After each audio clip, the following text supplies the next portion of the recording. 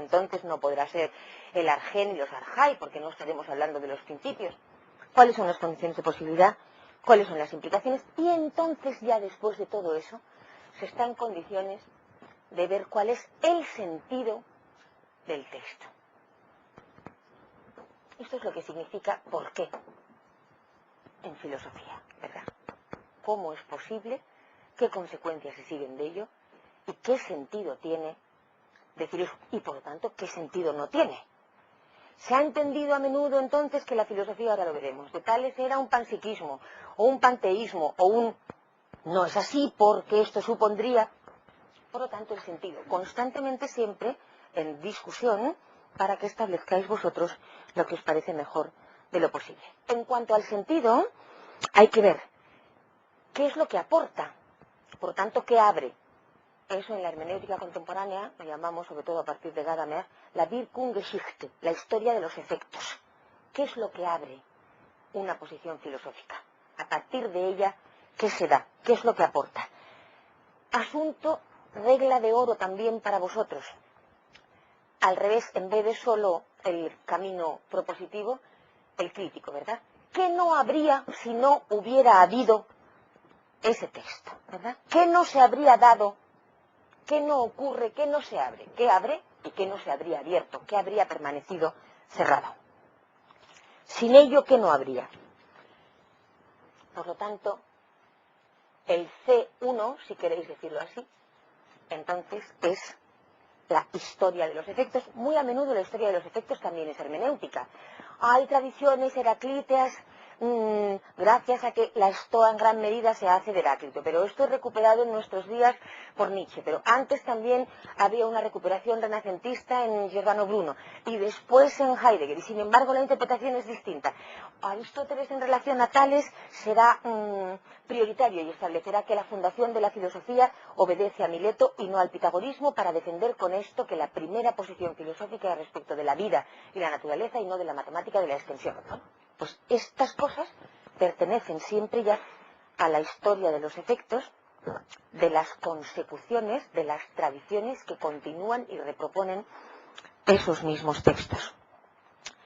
Ya gracias a esto, en el punto cuarto y último, porque el quinto es la bibliografía, y os veo palidecer, el cuarto punto remite ya a la crítica. Pero cuidado con la crítica, porque la crítica no es un modo de guillotina ni de descalificación en filosofía, sino que primero es siempre comprensiva. En nuestros días Donald Davidson le llama principio de caridad. Y los hermeneutas, porque pertenecen más a la tradición anglosajona pragmática, y los hermeneutas dicen sí, con tal de que caridad significa también charis en griego, es decir, gracia y serenidad. Que se note qué es lo que es estrictamente afirmable del texto. A ese esfuerzo, que es un esfuerzo precioso, os tenéis que obligar inicialmente. Dice, por ejemplo, Deleuze en nuestros días, siempre que hablo de un autor muerto, me gustaría decir de él algo hermoso, algo alegre, que le hiciera regocijarse en aquel lugar desde el cual probablemente no nos oye, ¿verdad? La crítica comprensiva es la que virtualiza. Y seréis, si no, gentes chatas y mezquinas en filosofía, no ya lo que dice, sino lo mejor de lo posible que podría haber dicho, pero de todos modos no dijo y estaba contenido allí. Esa es la mejor de las críticas, que es la crítica virtualizante. A pesar de faltar elementos, eso dirá, por ejemplo, Aristóteles en el libro Alfa, cada vez que trate las filosofías anteriores, ¿verdad? A pesar de que había un determinado colapso, que era una asimilación todavía no diferenciada entre tales nociones, de todos modos despunta ya aquí la posición de acuerdo con la cual esa es la manera en la que, por ejemplo, Heidegger hablando del Zaratustra de Nietzsche, ¿no? ¿Quién es el Zaratustra de Nietzsche? Y entonces cuando dice, fijaos qué hermoso esto, ¿no? Althusser también lo ha dicho de otras muchas maneras. Precisamente los filósofos que transforman radicalmente una epocalidad no pueden ser lectores de su obra. La obra desborda al autor, precisamente porque su obra está transformando la posibilidad de superficie de inscripción epocal, contextual y mental en la que ellos tendrían entonces que haber nacido después o en otro momento, ¿verdad?, para poder ser receptores de aquello. Solamente la virtualización permite entonces entender cuáles son las, de nuevo, las líneas de eternidad, las líneas de prosecución, y eso es siempre lo que está en un pensamiento, y muy a menudo no su zona epocal histórica, que en muchas ocasiones estorba a lo que está diciendo ese pensamiento, que si lo es, siempre es intempestivo, ¿verdad? Bien, por lo tanto, la crítica comprensiva es lo mismo que la virtualizante y algo ahora menos estético, gratuito que lo que acabo de decir. Y es realmente comprender por qué no podía pensarse y decirse más que aquello que se pensaba y decía en ese momento, pero cuidado, no basta con... Porque en la época eso suprimidlo absolutamente. Porque supone una megalomanía profunda. ¿Qué es esto de la época de los griegos? ¿Qué locura? ¿Quiénes? ¿Los tebanos? ¿Los corintios? ¿Los espartanos? ¿Los atenienses? ¿En qué siglo? ¿En el cuarto?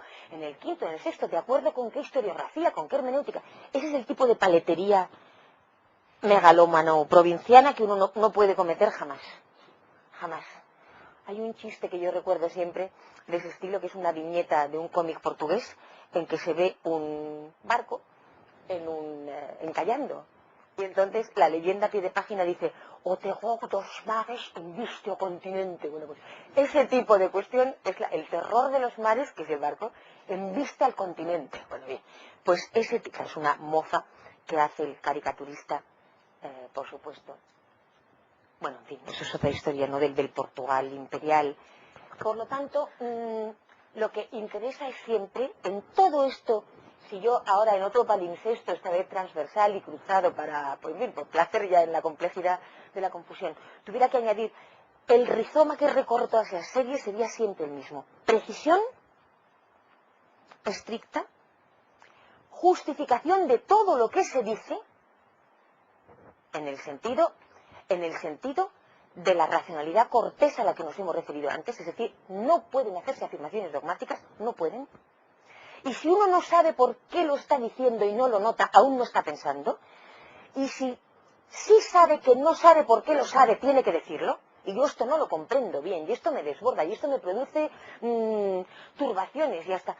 Y comprendo que quizá esto se debe a que yo, o quizá no lo comprendo, consigna todo aquello o está obligando al interlocutor a que, de una manera autoritaria, acepte una opinión no razonada, no desplegada en el itinerario en el que podrá disentir o no hacerlo, etc. Por lo tanto, precisión y claridad, porque bastante complejo, es en sí mismo, ¿verdad? Por lo tanto, cuando ya estáis en la crítica comprensiva y os hagáis cargo no de la zona de lo gratuito virtual, sino de la zona de la necesidad, realmente Hegel, en la fenomenología del espíritu, y de acuerdo con el contexto, si es que lo conocéis, de acuerdo con el contexto napoleónico, no podía haber trazado una racionalidad dialéctica que no estuviera de acuerdo con la progresión laboral de los... o de acuerdo con la inserción de Leibniz en el problema de la monarquía hispánica y el último intento de un imperio que no era posible no discutir el dogma del Espíritu Santo desde una posición que era política y no simplemente teológica. Todo ese modo de hacerse cargo de la necesidad, de por qué se dijo aquello de esa manera y no de otra, y por qué incluso, esto es lo más importante de todo, se dan las erráticas que se den, eso sí es una crítica comprensiva, ¿verdad? Y Platón renuncia a la mefexis y establece la mímesis, y a partir de ese momento introduce una mixtura entre pensamiento filosófico y mitológico. ¡Qué espanto! ¡Qué admonición! Bueno, pues no vale para nada, aunque bien temperada. Sí vale explicarla, porque de todos modos no quería renunciar a la eficacia del mito en términos políticos, porque de todos modos quizá le importaba más la cuestión de la justicia que la de la verdad. Asunto que podéis compartir, yo no comparto, pero comprendo que eso libera a ese señor de ser un